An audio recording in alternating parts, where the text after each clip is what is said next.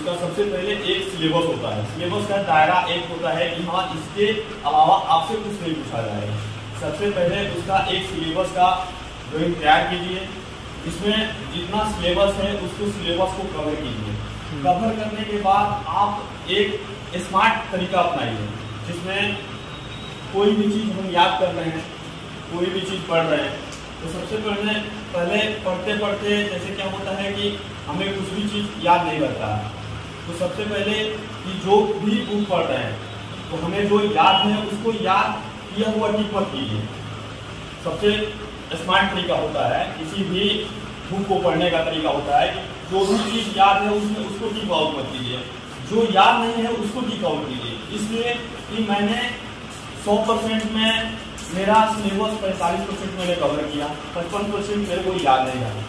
तो क्या होगा कि जब मैं टिक आउट कर दूंगा तो टिक आउट करने के बावजूद मैंने जो चीज़ दोबारा जब पढ़ूंगा उस चीज़ को, तो पढ़ने के बाद क्या होता है कि आदमी जो चीज़ याद है तो वो हमारे पास तो है नहीं कंटेंट, ठीक है।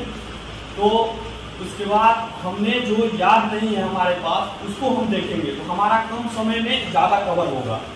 उसके बाद फिर से हम दोबारा जब उस चीज़ को पढ़ेंगे तो हमें जो याद है तो क्या होगा कि जो याद है तो हम तो टिक आउट नहीं किए हैं, वो लगेगा कि हाँ हमको याद है तो इसलिए हम टिक आउट नहीं किया। उसके बाद जो नहीं याद है उसको टिक आउट करेंगे तो हमारा क्या होगा कि जो हमारा 4 घंटा में सिलेबस कवर हो रहा है वो हमने 2 घंटा में कवर कर लिया। तो हमारा टाइम का सेफ्टी बचत हो रहा है और माइंड पे प्रेशर भी नहीं पड़ेगा कोई भी।